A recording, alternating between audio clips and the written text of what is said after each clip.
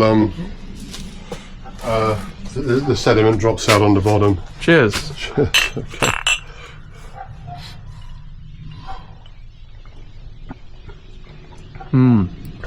It's Clear as daylight. very clear. In fact, my only worry is that you might not have quite enough yeast in there for your secondary bottle fermentation. You probably will have just about enough. I won't say where this was, but one November we were on a little tour of the West Country, and we visited a famous and a highly regarded cider manufacturing place where they allowed the public in. They were literally, they've got a farm shop there. Okay, they've got a shop, and the shop is integral to their whole operation. So there's the orchard with the pigs in it. Okay, Chinese Vietnamese pot-bellied pigs wandering around and shitting everywhere, and they've got a big concrete floor and a flume and a mill. Anyway, so what we saw happening to the apples from various places, lorries were coming in, tipping the mechanically picked, like things like vacuum machines and Hoover type things, which just go through the orchard sucking the apples up. The old-fashioned ones literally used to spike them and pick them up. They dump them onto the concrete floor, okay, and then they get swept into a hole. They go down the hole and they go through a water ride. At no point are they touched by anyone's hand, okay. So they go through the water ride and they come up out one side of it, and there's a conveyor belt machine. It's quite big. How tall was it? It was about 15 feet tall. It was picking up the apples there were lots of little, imagine like my hand there, picking up maybe 1 or 2 kilos of apples. It picked them up and gradually moved them up from apples, and then it would tip them over into the continuously running mill, which would crush them and mill them. Obviously tens of thousands, if not hundreds of thousands of pounds worth of kit. Fair do. Well, we watched the apples coming up the conveyor belt, and there was a little spray coming down, and every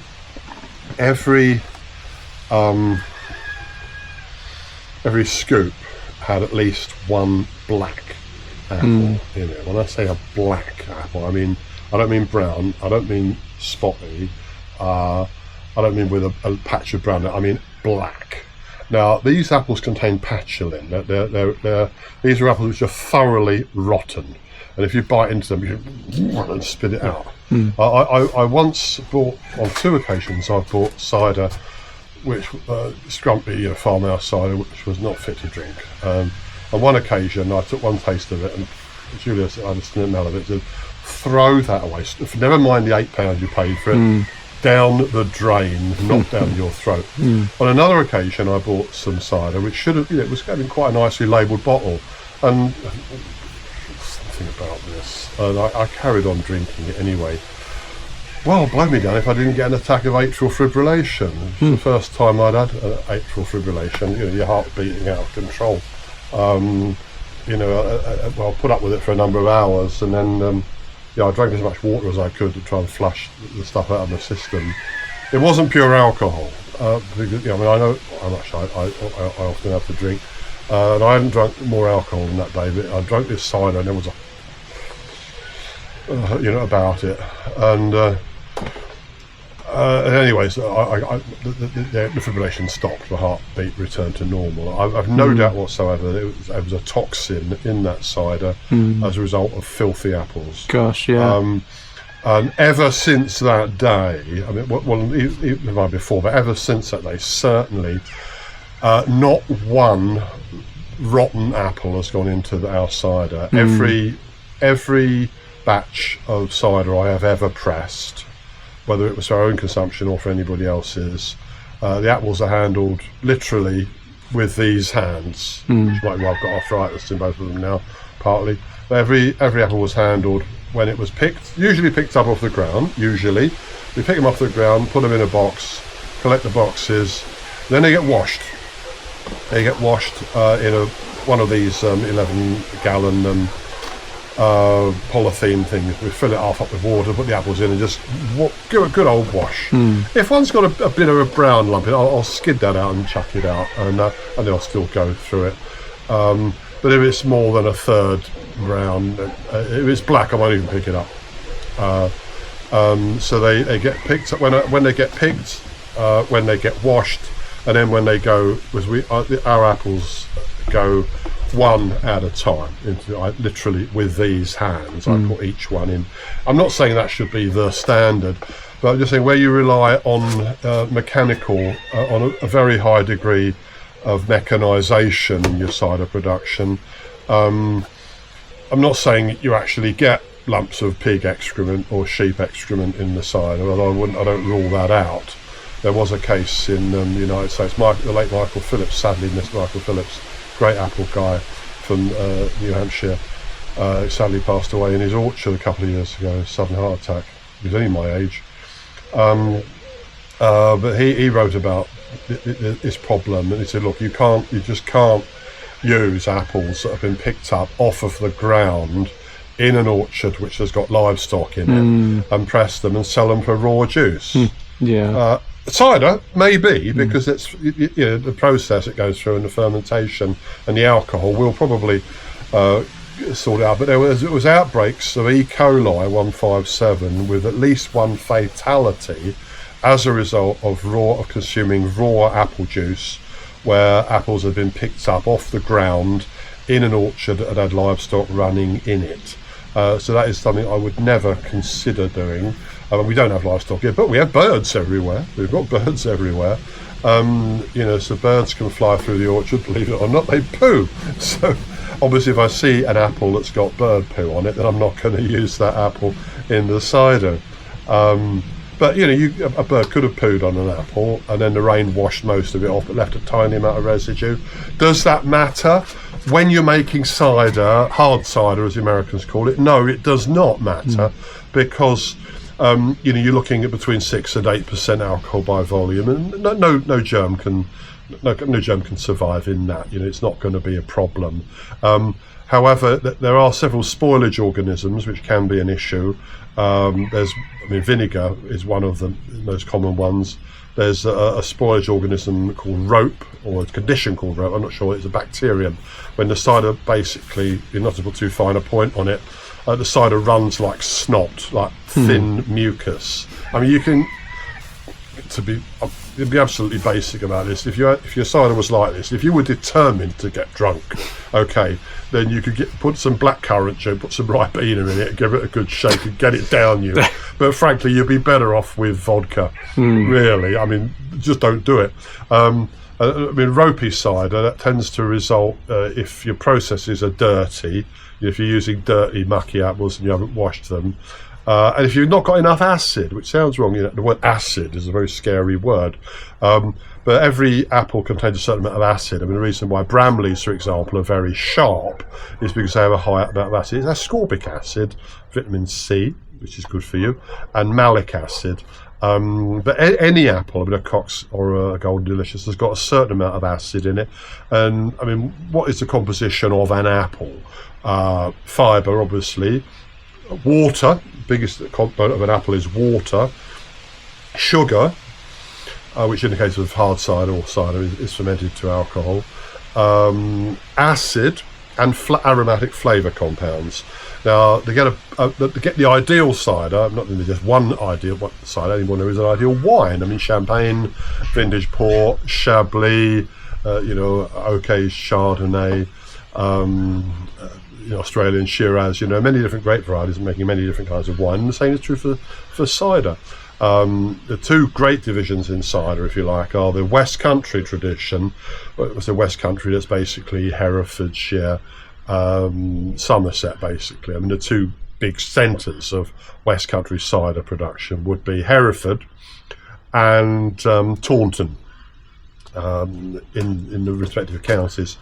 And they are famous for what are called bittersweet apples like Tremlett's Bitter, Brown Snout, Dabinet, Harry Master's Jersey, Slackmer Girdle, and all of these funny old cider apples. If you bit into, say, a Tremlitz bitter, if you were to bite into that, and because of including the name, you spit it out immediately because it's got a really bitter taste to it. It's got hardly any acid though. And you wouldn't eat it. You would not eat or cook with Tremlitz bitter. But when you put it in a cider, it's great. If you make a pure Tremlitz, if you make a cider out of just Tremlitz bitter, it's unbalanced because it hasn't got the non-tannic.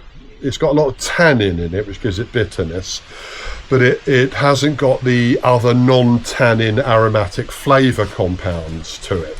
If you was to say take Cox's orange pippin and make cider from that, and I've tasted some and it can be very nice indeed, and you haven't got any tannins, but you've got a decent amount of sugar, a decent amount of acid, and you've got some very nice non-tannic aromatic flavour compounds. I use the word aromatic flavour compounds in a very broad and inclusive way. I mean, tannins are aromatic flavour compounds as well, but they are very distinct from the other, notes of apple that you get.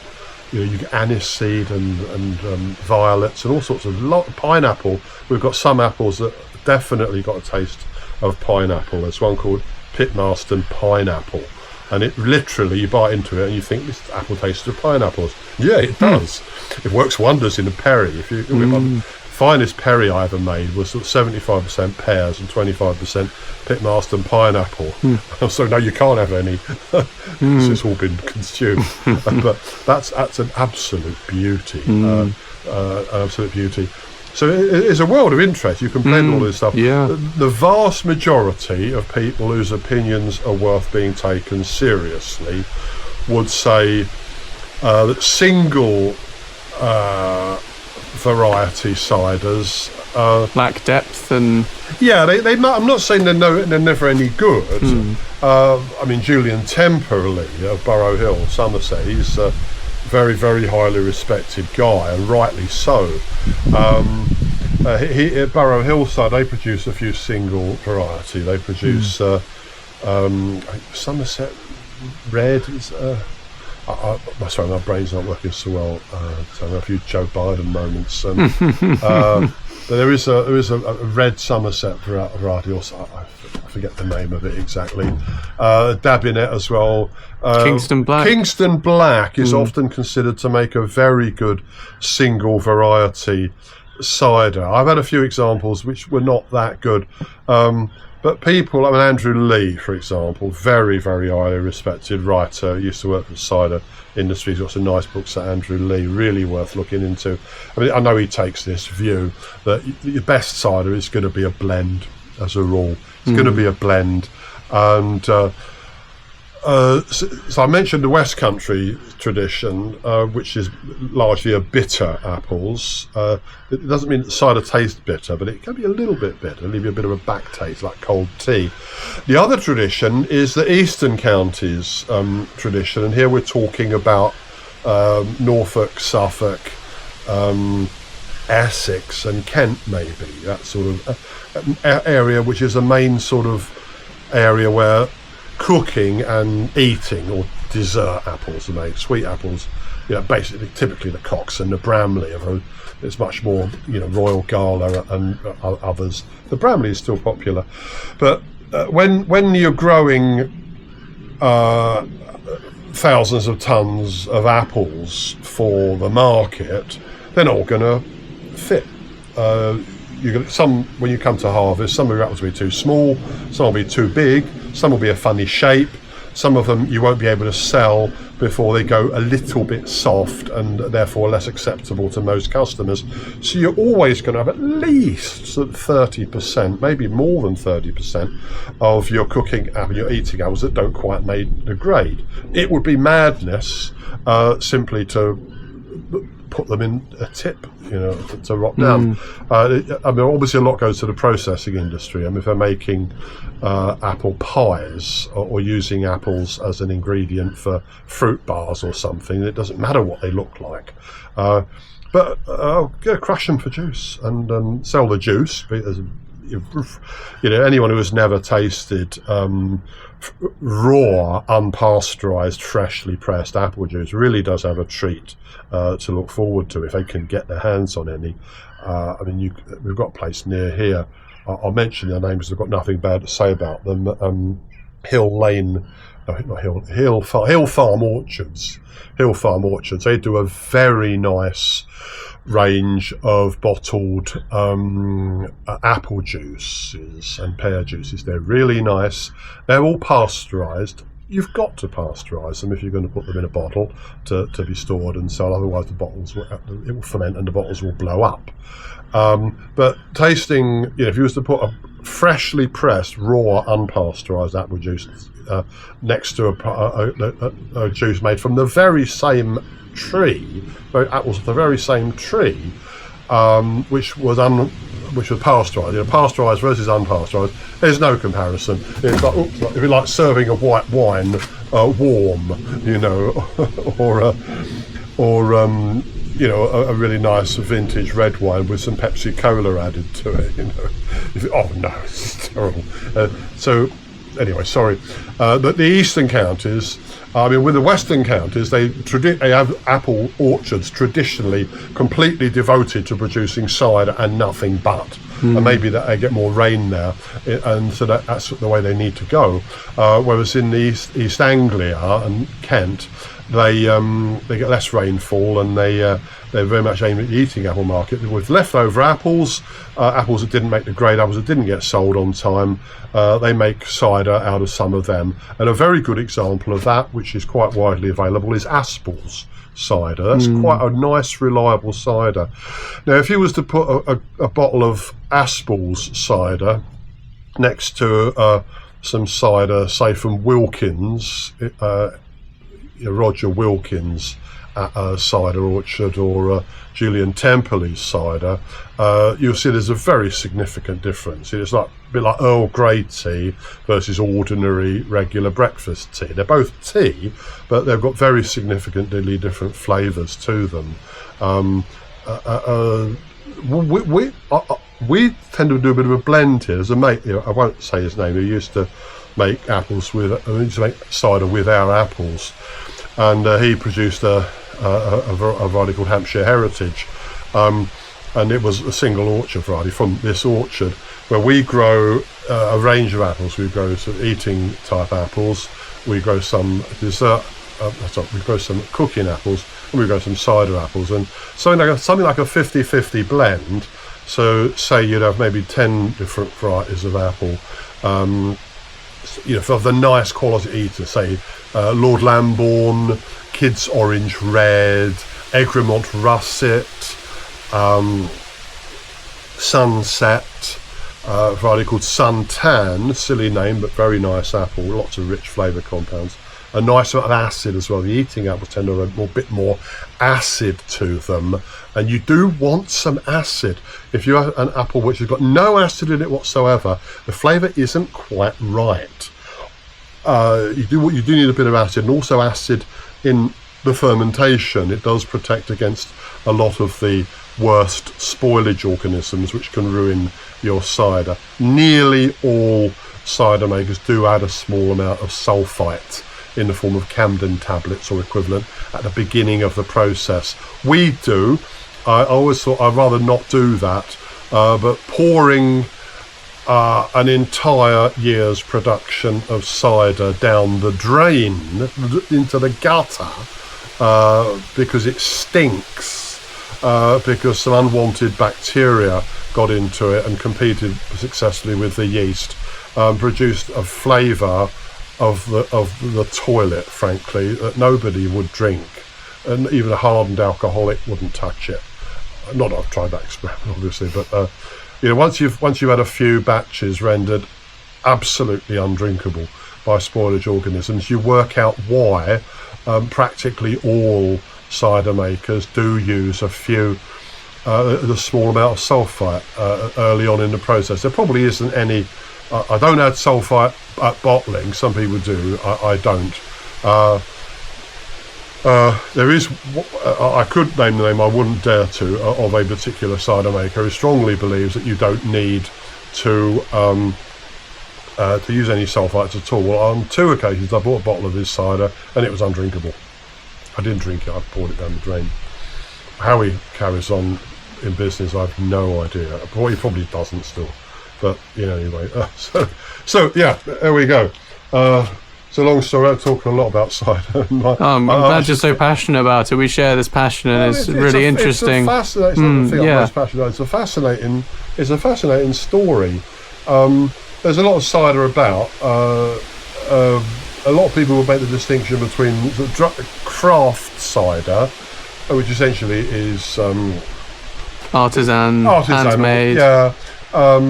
And factory cider. Of course, a lot of I'm not going to name names, but they tend to make it from a syrup, though. It's not. Yeah, they import a lot of it, and it's got chemicals in it as well. Yeah. Andrew Lee, as a very highly regarded cider writer, he describes these drinks as glucose wines. You see, a lot of the ingredients of some of your draft ciders that are very widely available.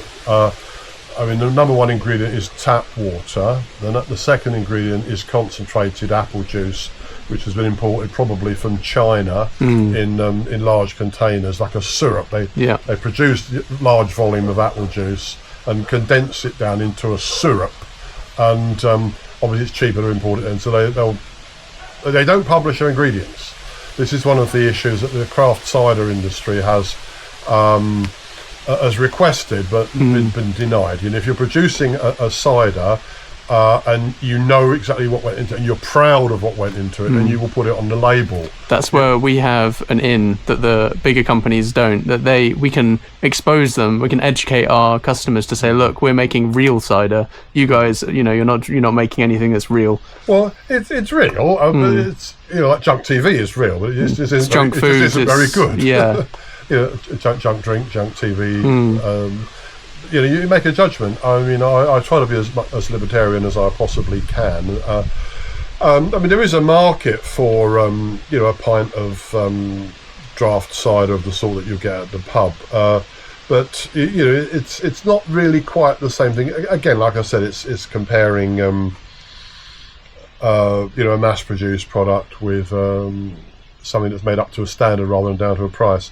Of course, there are downsides to it. I've already mentioned the fact that occasionally, if one is careless or unlucky, or both, then you can end up with an entire batch of cider which has been ruined by a spoilage organism, which is a bit tough. Again, if you have a year where there isn't a lot of sunshine, then your cider, the alcohol value may be down, and the flavour, the fragrant aromatic flavour compounds may be less as well. There's no point pretending that if you have a vintage year, and you might occasionally do, we had a wonderful year, 87 or whatever, was a wonderful year. We had really high sugar levels, the apples that year were tastier than usual, we made a wonderful cider. Okay, if that's true, then it must mean that in other years things don't quite reach that standard, and you may find that this is the case, and of course you can't really adjust for it very much.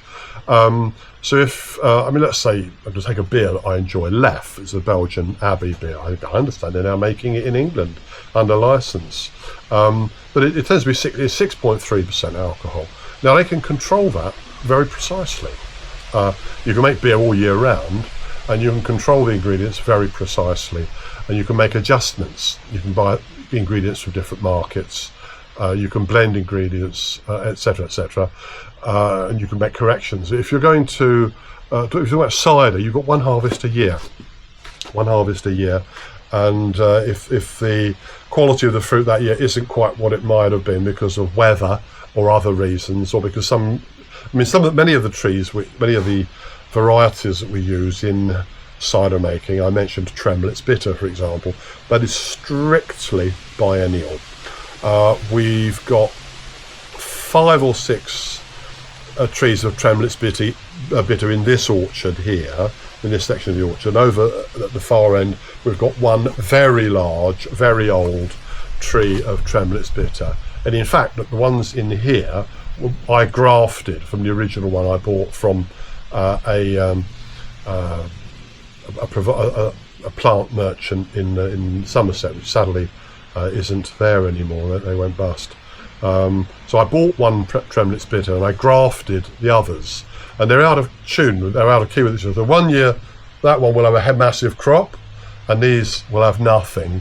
And the following year, it'll be the other way around.